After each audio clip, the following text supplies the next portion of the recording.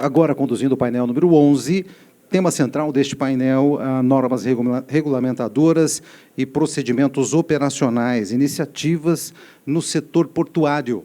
Bem, gostaríamos de começar já a montar o nosso palco. O propósito deste painel é conhecer e debater a importância da normatização e também da definição de procedimentos para o desenvolvimento de operações de trabalho portuário seguro e trabalho portuário responsável.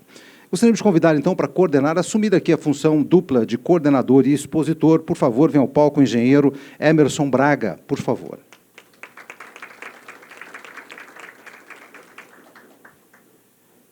Bem-vindo, Emerson.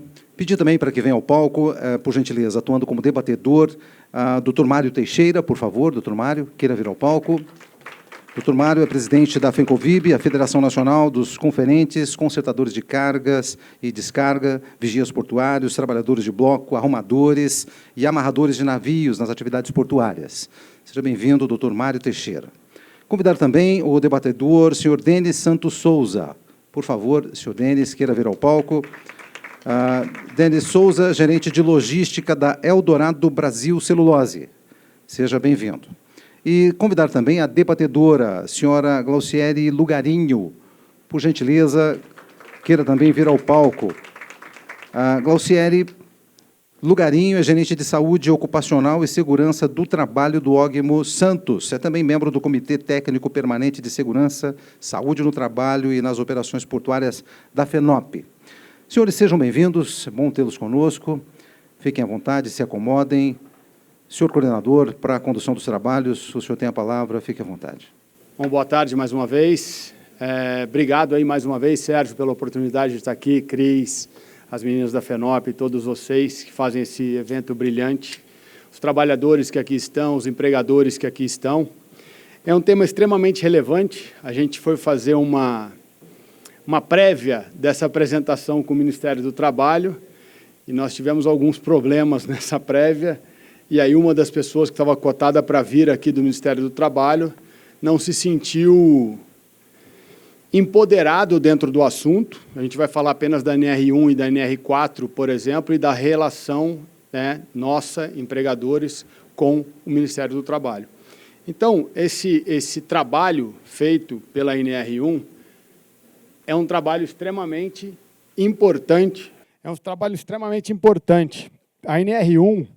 ela foi copiada da 45.001, ela não foi inventada pelo governo, ela não foi trabalhada como informação, e ela foi simplesmente copiada da 45.001. Então, qual a ansiedade do governo em ter acesso ao controle dos riscos de acidente e os ergonômicos, porque eu sempre falei na minha carreira toda que a NR17 nunca funcionou, a NR10 também eu tenho meu questionamento sobre ela, a NR35. Então, a NR1 foi uma cópia da ISO 45001, que os empregadores usam desde os anos 2000. Então, os empregadores fazem o uso da ferramenta há mais de 20 anos. E essa ferramenta era só colocar dentro do modal de inventário de risco. Antigamente era uma planilha de perigos e riscos e hoje é o inventário de risco dentro do Ministério do Trabalho. Depois disso, não satisfeitos, eles vieram com a parte de assédio. Todos esses temas são relevantes, porém, a forma que é tratado o tema, ela é muito discutível. O Ministério do Trabalho colocou o assédio dentro da CIPA, dentro da CPATP. Isso é um problema de relação, porque a CIPA é muito difícil ela ter relevância dentro de uma investigação de acidentes, quanto mais ter uma habilidade de tratar um assunto tão complexo como o assédio, tanto moral quanto sexual. A CIPA, ela não foi preparada para isso, os trabalhadores e os representantes não estão preparados para isso, e simplesmente jogaram. Cris, Sérgio, conversaram com o Ministério do Trabalho, nós fizemos uma reunião com eles, e pasmem, os 3 que participaram da reunião ficaram assustados por a gente tocar esse assunto com eles. Falou, nós colocamos na legislação, mas não era para ninguém perguntar agora, a gente não sabe nem como implantar. Então, a gente tem uma proposta para fazer para vocês, para implantação. Vamos fazer nesse modelo. Eles falaram, ok, o modelo é bacana, vamos fazer nesse modelo.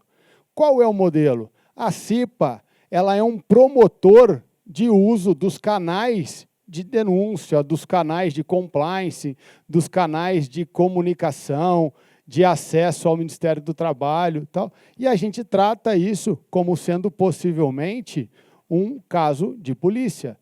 O assédio, ele, como o doutor Gilberto de Imbituba fala sempre, é uma coisa para se tratar porque é um problema de polícia.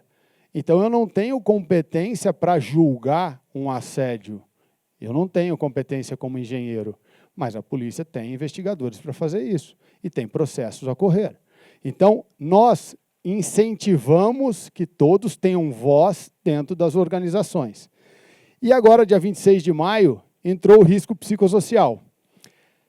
Eu vim participando de várias palestras, ouvindo muitas pessoas falarem, achei muito prejudicial não entrar em dia 26 de maio de 2025. Esse um ano criou um business novo, muita gente tentando vender serviço e não solucionar o problema.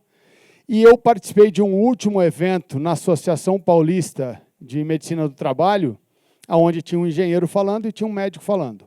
O médico falou A, o engenheiro falou B. Faltando 20 dias para entrar a vigência do documento. 2 pessoas que aqui estão, profissional da área da saúde, o profissional da área de segurança do trabalho, discutindo em um fórum e não tendo conciliação na forma de tratar. O conceito está errado. E aí, quando a gente vê a psicóloga chegando dentro de um processo, a psicóloga, ela vem sendo usada nos últimos 15 anos, eu tenho 55 anos, nós temos dificuldade com psicóloga, que a gente pensa coisas ruins, mas psicóloga é muito bom para direcionar mentalmente todos nós, falar da saúde mental, tem propriedade específica para isso, mas ela também não sabe como tratar o evento dentro da empresa, porque ela esteve distante da empresa, ela não tem contato com isso. Ela não sabe o que é separar família e outros pontos da área profissional. Então, nós podemos criar sistemáticas que elas não vão se consolidar melhorando a condição de trabalho. E, na verdade, o empregador quer melhorar a condição de trabalho para o trabalhador, para que todos estejam bem no dia a dia e todos façam o trabalho e tenham sua integridade física e mental conservada no dia a dia, para ele ir embora para casa bem.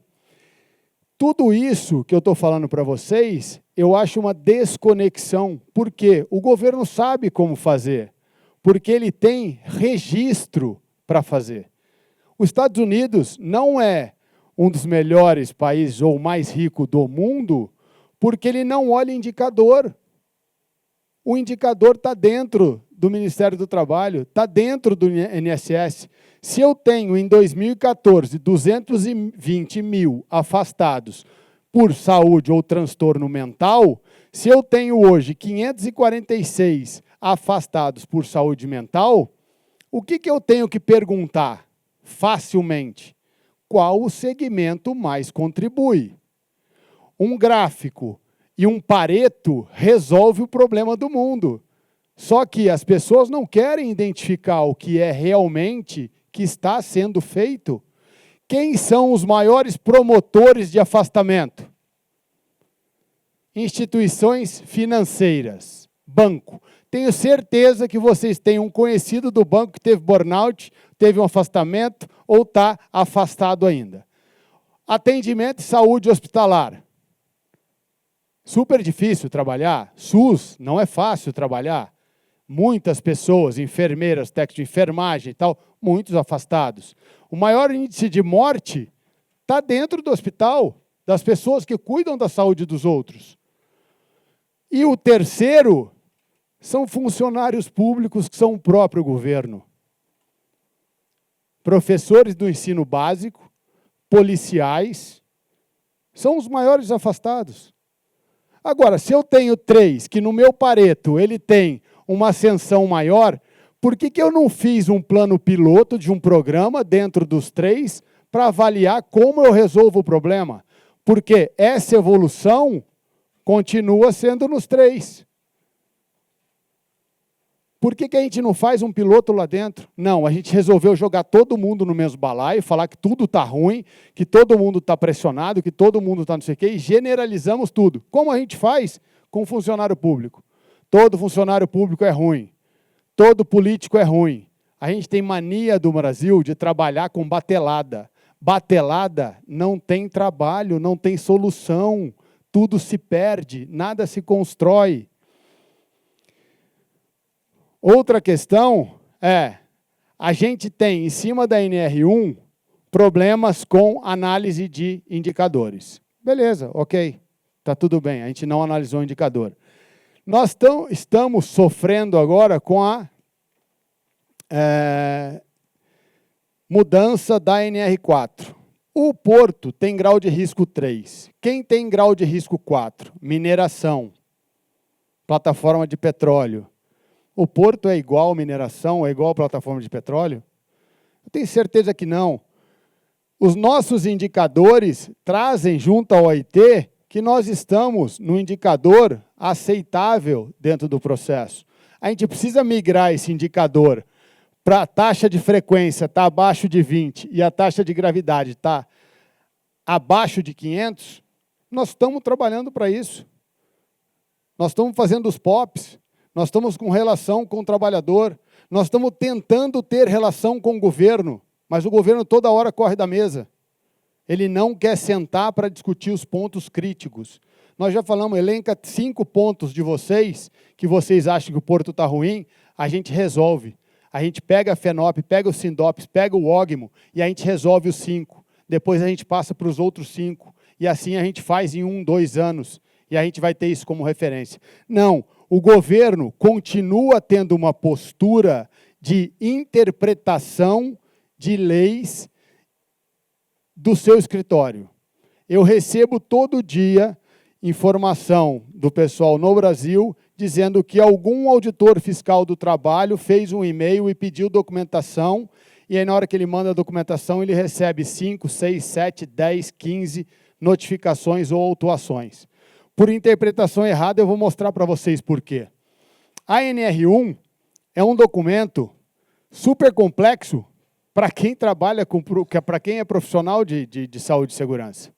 Se eu pegar o que a Glauce fez no OGMO, se eu pegar o de São Francisco do Sul, se eu pegar da Veport, de quem eu pegar, eu vou cutucar e vou falar, cara, isso aqui eu acho que deveria ser assim, isso aqui eu acho que deveria ser assado, tal.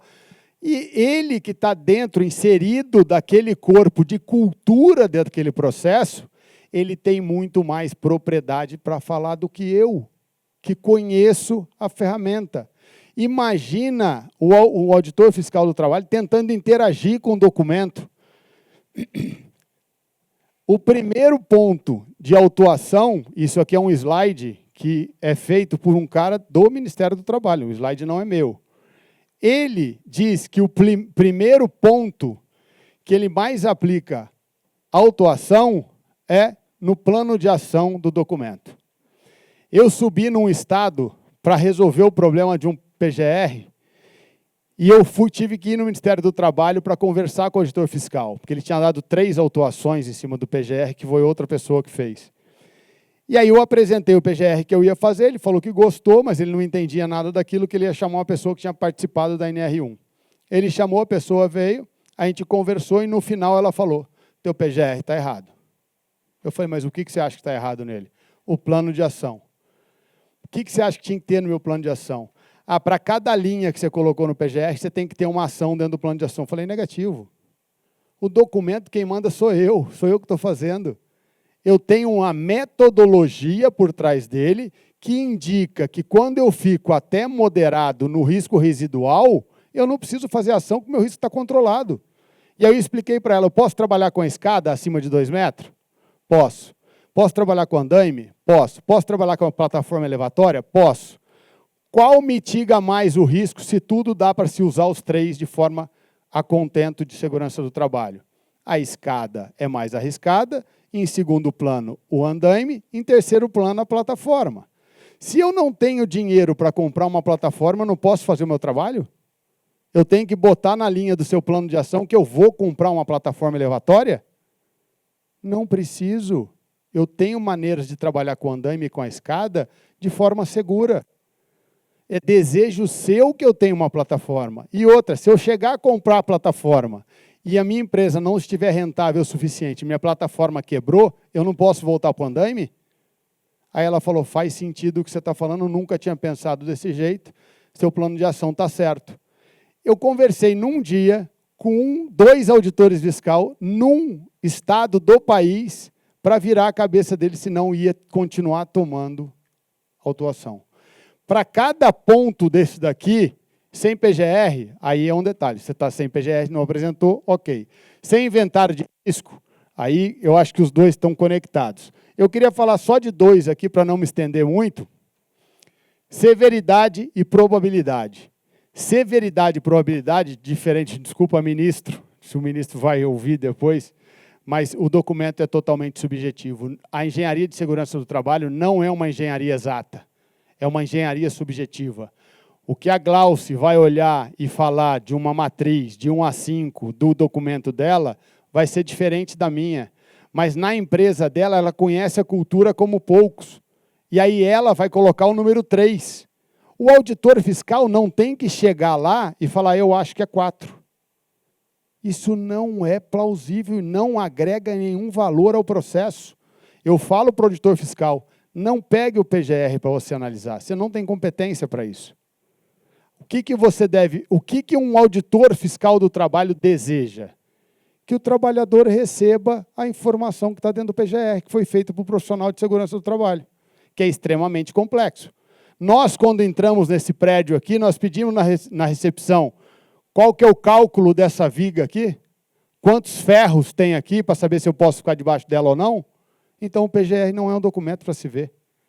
O PGR é um documento para se entender e passar a informação de forma objetiva e transparente para o trabalhador, que ele tenha a informação clara dentro da sua estrutura. E a outra coisa que a gente falou é que essa vulnerabilidade na interpretação da legislação traz para a gente muitos problemas de gerenciamento. E isso causa uma instabilidade. Então, nós estamos conversando, Sérgio, Cris, estão fazendo um mega esforço para que o Ministério do Trabalho consiga abrir as portas para a gente ir até eles, para arrumar, porque tudo que está dentro desse rol aqui é falha de comunicação. Bom, era até aqui, é isso. Eu, às vezes, preciso virar a chavinha um pouquinho, porque, às vezes, eu sou um pouco duro com o pessoal. Eu falei para o Ministério do Trabalho que, se eles estivessem aqui, eu não seria tão incisivo, mas como eles não quiseram vir, então, todas as pessoas que a gente convidou e todos que eles convidaram, falaram, a gente não tem competência para falar a fundo desses 2 assuntos. Eu acho isso complicado, né? Então, eu queria muito que eles estivessem aqui. Eu acho que a possibilidade da gente entender e melhorar o cenário dos empregadores e dos trabalhadores é com relação de contato. Com isso, tenho aqui meus debatedores aqui. Mário Teixeira, obrigado aí por ficar aqui com a gente, né? Denis, Glauce. Eu queria conversar com o Mário, aqui dos trabalhadores. Mário, como é que você está vendo esse processo da NR1? Como é que estão aí os desejos até do trabalhador, né, de receber as informações dentro da NR1? Bom, primeiramente, queria cumprimentar meus companheiros de mesa aqui, o Emerson, o Denis, a Cleusa, e também, claro, o grande idealizador de todo esse evento, o nosso amigo aí, companheiro de muitos debates aí, o Sérgio Aquino, a Cris. Também temos aqui presentes os nossos companheiros de Santos, aí, o Luiz, o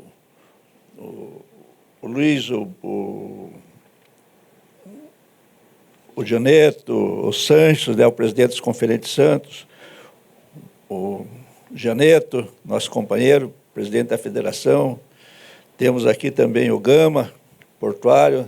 Tem 2 companheiros que é da Silva de Santos, aí, nosso conhecido Buscarré, mais conhecido Buscarré. Temos o Milton, que por sinal é um trabalhador muito interessante. Ele faz um trabalho muito, digamos, desgastante lá em Santos, como funcionário da Santos Brasil. E eu acho que, na verdade, essas NRs, como você colocou muito bem, elas não estão sendo levadas muito a sério pela própria autoridade que deveria se encarregar disso aí. O exemplo é que eles deveriam estar, pelo menos um representante aqui hoje, para falar mais sobre isso, porque é um tema meio mais profundo, e eles deveriam estar mais familiarizados com isso aí, e não vieram aqui. E é muito importante essa discussão da normatização, né? E aí entra a questão do grau de risco. E eu acho que foi dita a questão do grau de risco nosso, comparado com outros, ele é alto o grau de risco. E no trabalho portuário, atualmente, que hoje se predomina o trabalho de containers, nós temos uma atividade muito desgastante, tanto fisicamente como há muitas lesões musculoesqueléticas lá também, que é no caso, por exemplo, da peação, o trabalho de capatazia também. Quando você pega o trabalho da peação, nós percebemos aí que, na maioria dos casos, são colocados 4 trabalhadores para fazer peação.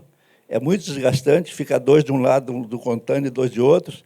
Eles acabam manipulando aqueles varões, que é mais de 13 quilos cada um, e cada trabalhador chega a manipular quase 72 mil quilos num turno de trabalho.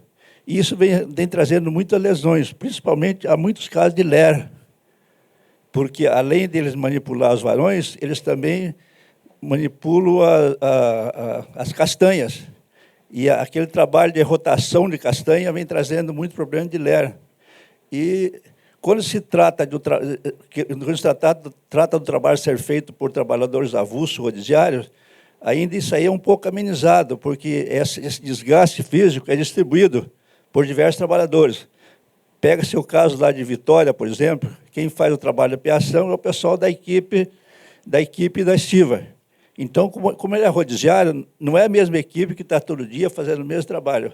Agora, quem está num trabalho constante e repetitivo nessa atividade, ele sofre muito mais. Você imagina a pessoa estar numa rotina de fazer todo dia mais de 70 e poucas toneladas de trabalho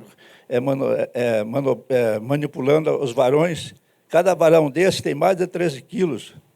É muito pesado. Veja, eles chegam a manipular, digamos, 7 a 8 mil varões isso aqui num dia de trabalho, cada trabalhador. Então, traz problemas sérios de LER.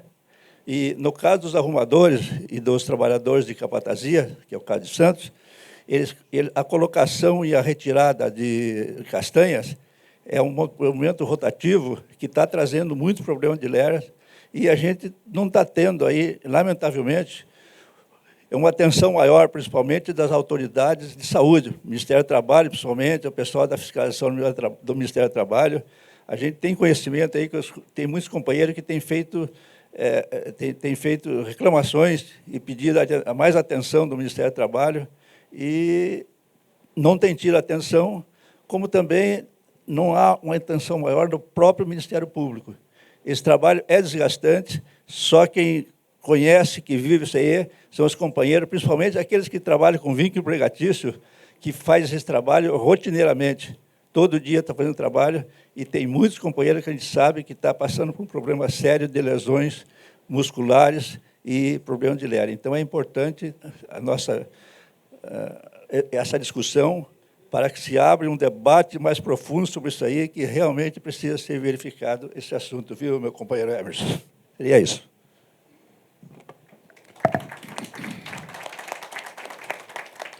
Obrigado, Mário. Não, são assuntos relevantes, sim. A gente tem aí o container como uma das cargas que está evoluindo bastante, né, que tem aumentado bastante aí a demanda, né, de termos mais e mais containers, então os terminais de ampliação. Entendo sim que o navio ele tem aí 8 períodos mais ou menos. O primeiro período e o penúltimo e o último são os mais requisitados, entre despiação e peação. Então, quem está no meio, ele acompanha mais os containers aí. E a gente tem que lembrar também que eles trabalham em dupla, eles devem revezar bastante isso para continuar aí melhorando a condição de trabalho. Denis, você está na celulose hoje, né? E a celulose veio aí nos últimos 8 anos num boom muito grande, crescendo aí exponencialmente a movimentação.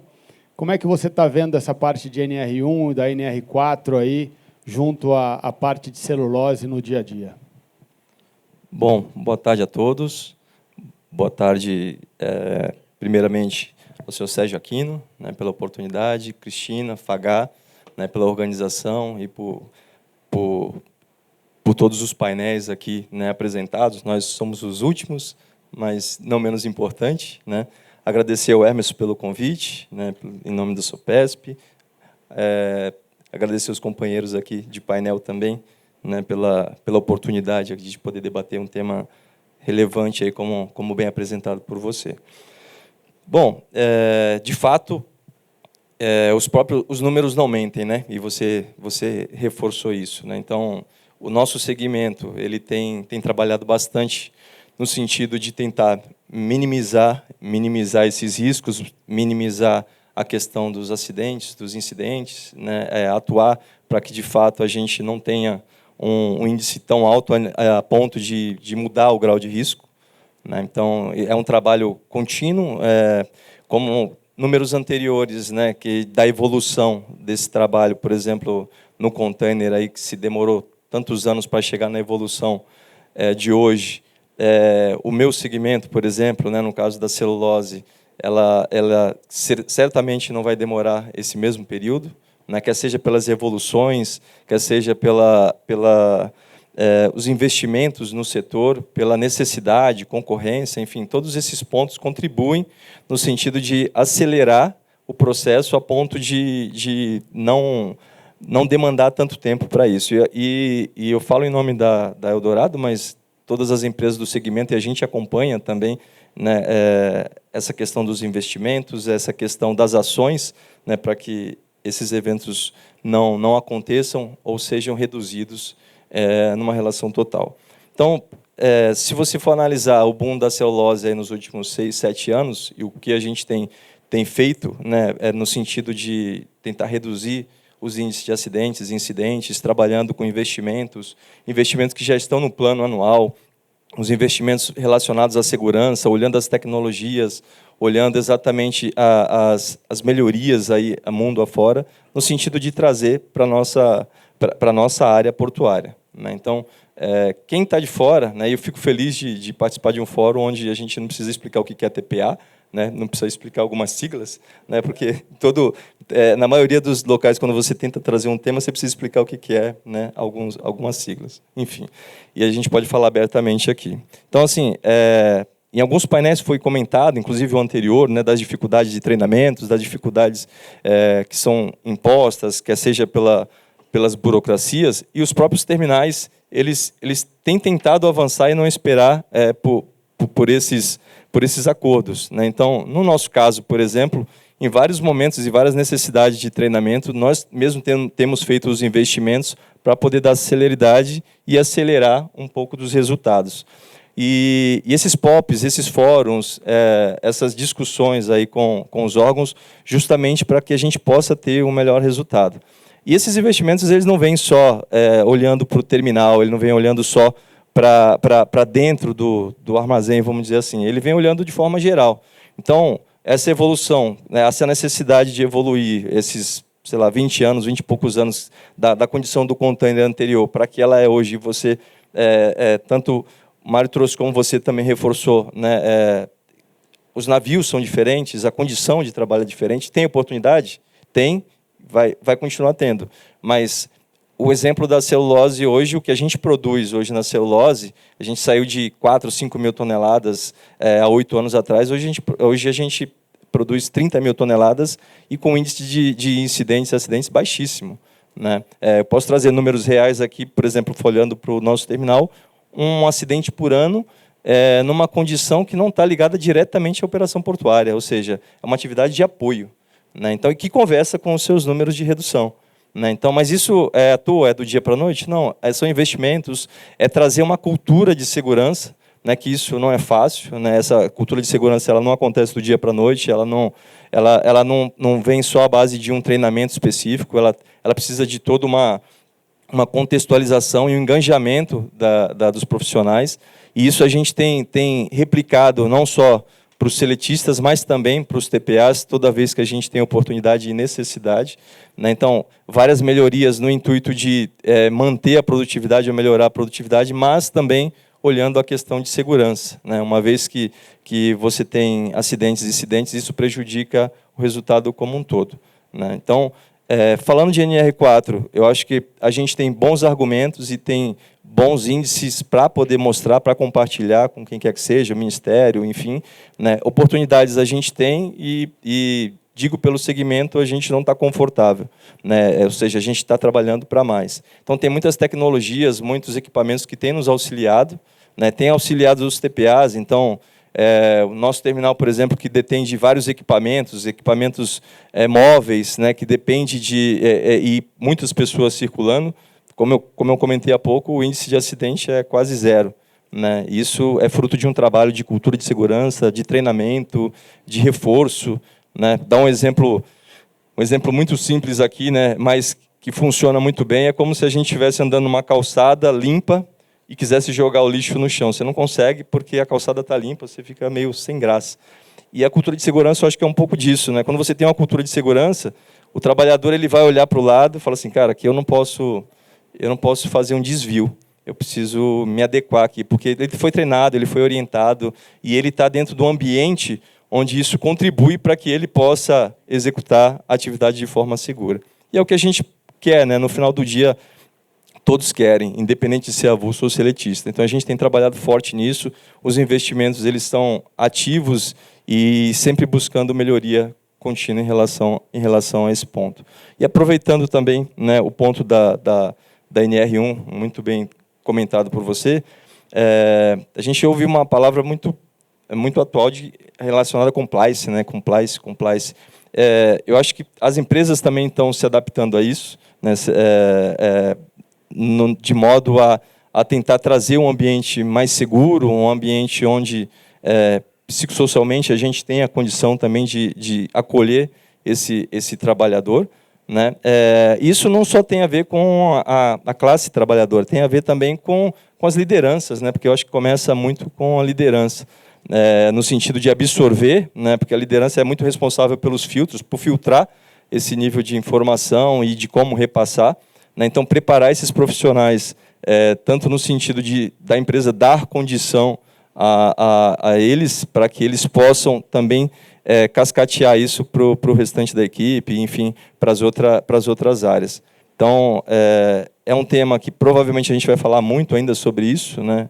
É um tema que ele não é novo, mas ele está sendo atualizado a todo momento, e a gente tem trabalhado nisso, a gente também tem olhado esse tema, olhando principalmente quem contribui para que essas informações cheguem e de que forma que elas chegam também, como que são tratados. Então, acho que meu ponto contribuindo com o que foi comentado é isso.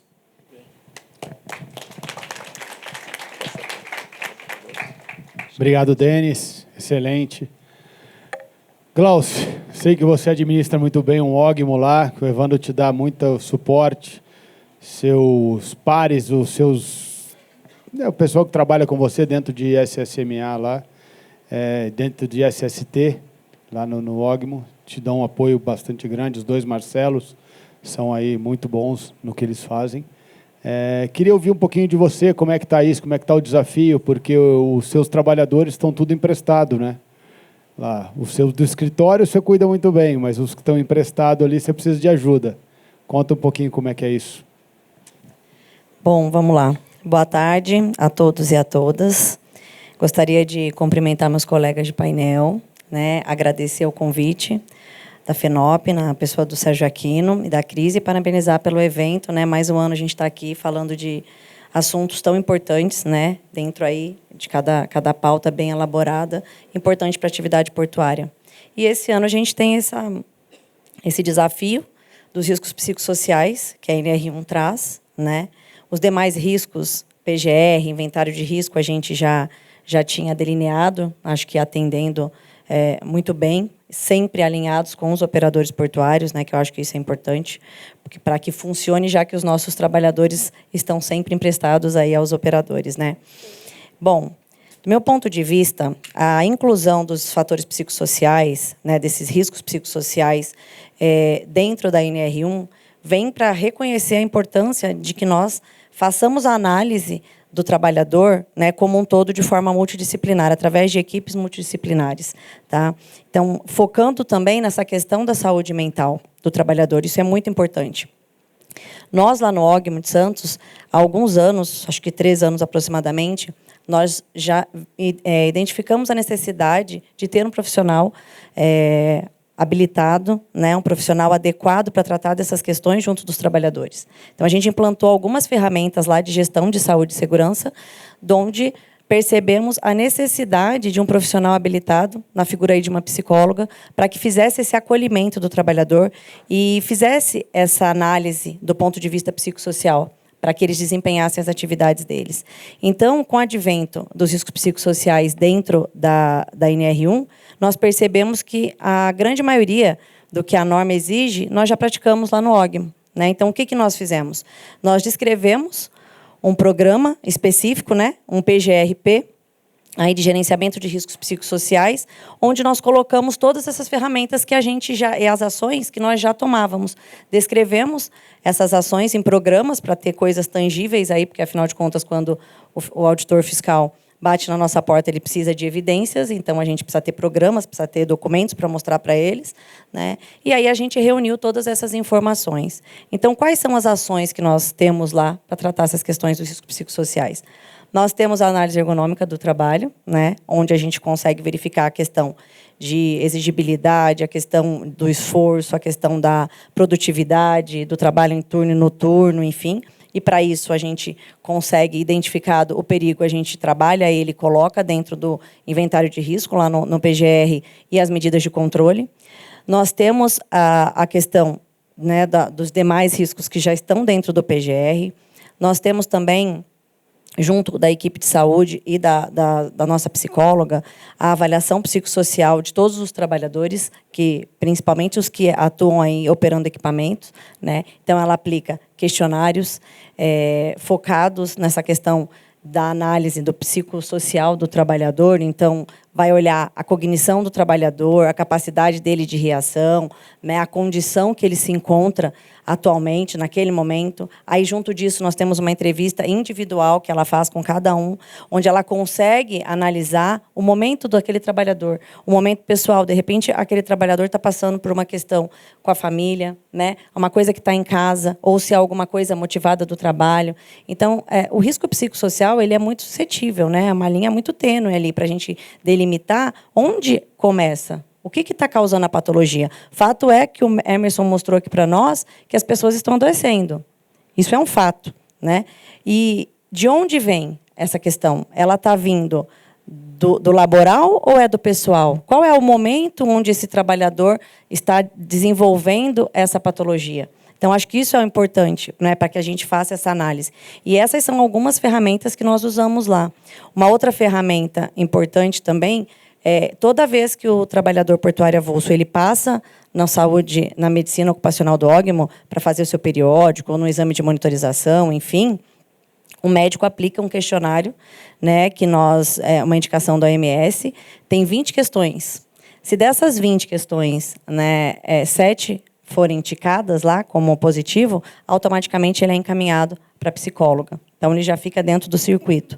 Então, as questões falam desde dormir bem à noite e até se você já teve sentiu necessidade de dar um fim, né, à sua vida, por exemplo. Então, se tem pensamentos suicidas, coisas assim, além de bebida, de uso de álcool e droga e tudo mais. Então, são ferramentas que auxiliam, né, na identificação do comportamento daquele indivíduo, que possa afetar o comportamento dele. E a ideia do nosso programa, ela é atuar preventivamente. Então, é fazer antes. E aí nós temos um programa de saúde mental focado para os trabalhadores, onde a gente tem roda de conversa, onde a gente tem muita participação junto à CPATP, do OGMO, né? Então, tem dinâmicas para os trabalhadores, a gente convoca temas específicos para falar para eles de condição de vida, a questão do etarismo, essa é a questão também do saber quando, né? Uma hora, tudo vai chegar ao fim. A gente vai ter que parar uma hora, porque não somos máquinas que vamos trabalhar o tempo todo, né? Então, vai chegar esse momento. Como é que vocês estão se preparando para isso? Como é que nós estamos preparando, né, os nossos trabalhadores para isso? Então, isso é importante.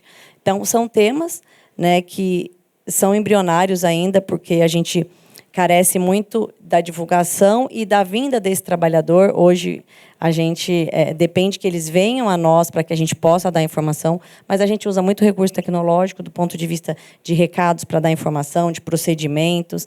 Então, é um conjunto de ações, né, para que a gente analise esse trabalhador do ponto de vista multidisciplinar e traga, né, ele de uma forma que ele se sinta acolhido. Então, a gente acolhe, por exemplo, a família de alguns trabalhadores. Então, um trabalhador chega lá, ele está com uma condição, seja qual for a condição, né? Às vezes é uma doença de um filho, às vezes é um luto, né? Perder um ente querido, e aí a pessoa não tem condição. Então, assim, a gente às vezes recebe colegas de turma desses trabalhadores que vão lá e conversam com a equipe, né, com os nossos técnicos ou com os coordenadores, com os médicos, e relatam: olha, na minha turma tem um colega que não está bem, né? Eu acho que era importante vocês falarem com ele. A gente tenta falar que ele vem aqui, ele não vem. Então, o que a gente faz? Nosso técnico de segurança, a gente olha através do engajamento onde esse trabalhador está laborando. A gente vai até ele. Então, são ações individualizadas. Cada vez mais a gente precisa ter, do meu ponto de vista, né, e da minha equipe lá no OGMO, a gente precisa olhar de forma individualizada, às vezes, para o trabalhador. E não tratar todo mundo igual, porque as pessoas não são iguais, né? Então, eu tenho 2 filhos, por exemplo, e são totalmente diferentes, têm personalidades diferentes e as tratativas são diferentes. Então, eu acho que esse é o ponto, né? De novo, seja a organização do trabalho, que carece ali de ser olhada do ponto de vista da análise ergonômica, né?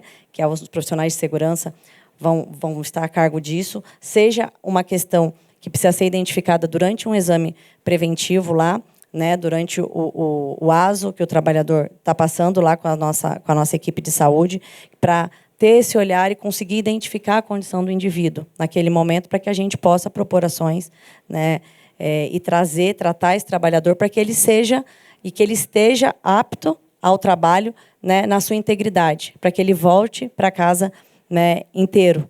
E aí a gente está falando da NR4, com a questão do aumento do grau de risco.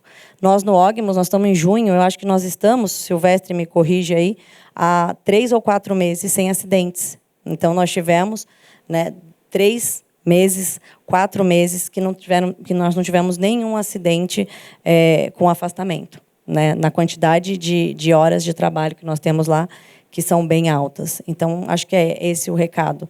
A segurança do trabalho, ela precisa de ser disseminada, precisa de conscientização, precisa de investimento e precisa de tempo também, né, dos profissionais, mas não só dos profissionais da área de saúde e segurança, de todos os profissionais envolvidos, da operação, né, e todos os demais ali, que todo mundo é responsável pela sua segurança, porque os resultados a gente consegue colher. Eu acho que o mais claro é uma taxa de frequência e gravidade baixa, um número de acidentes baixo. Acho que esse é o resultado, assim, né, o principal para que a gente consiga demonstrar que a atividade portuária ela é segura, né? É isso, gente. Obrigada.